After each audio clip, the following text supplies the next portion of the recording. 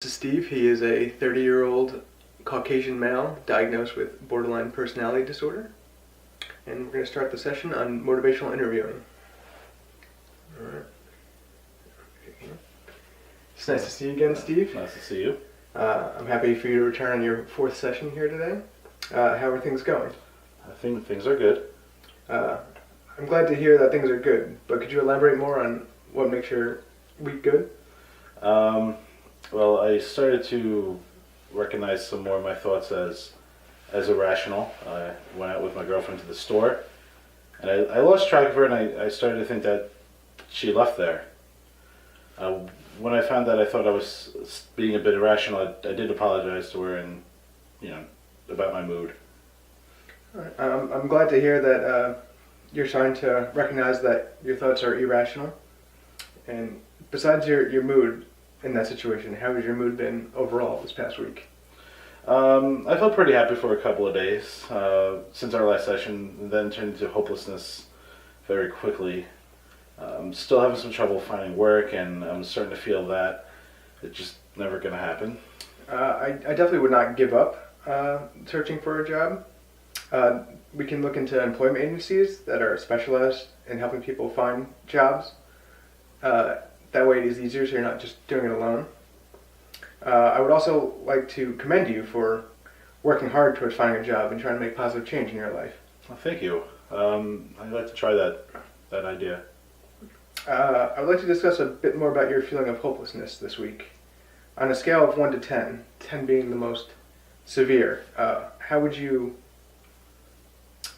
rate your hopelessness? About 7. All right. Was there anything else this week besides the job search that affected your mood? Not that I can think of. I have to ask, since it is in your past, but did you have any feelings of self-harm or suicidal ideations?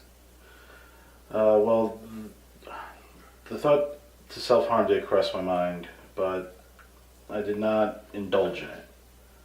But I did start to drink a bit more than usual lately. I'm very glad to hear that you did not indulge in self-harm. With the drinking, though, it's important to remember that drinking can become a maladaptive coping skill. And I would not like that to become a way for you to cope.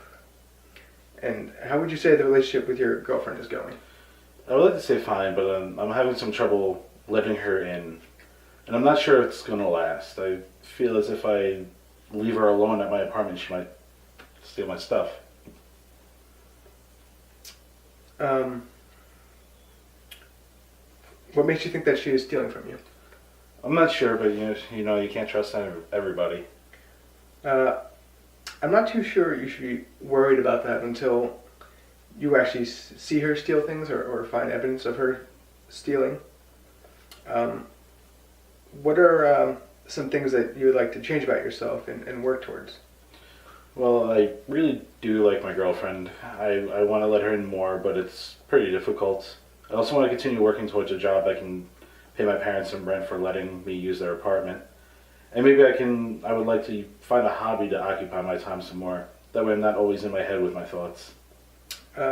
Just to make sure I had this correct, you would like to have your girlfriend understand you a bit more. And then you would also like to hopefully hear some news back about a job, and you would like to find a new hobby. Yeah.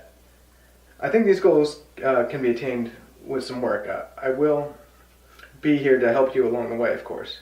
So we have a plan in place this week. How would you think you can make these changes happen? I think for work we can contact that employment agency you talked about earlier. Yes, that is a great idea. And before you leave, we can look up the number for you to call. How about letting your girlfriend in? How could you work on that? I'm not too sure. How would you feel about when you recognize an irrational thought? Do you think you'd be able to share it with her so that she can become more of a support for you? I don't think it would hurt. I think I could give that a shot.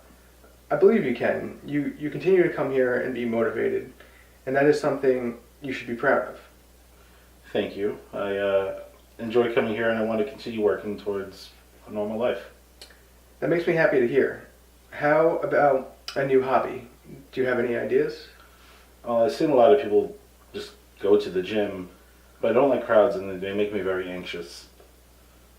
I understand. As an alternative, though, there are at-home workouts online that you can start. And the good thing about those is that they are free, and that is definitely nice.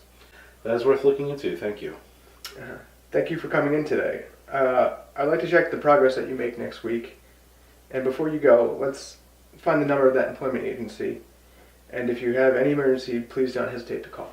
Of course.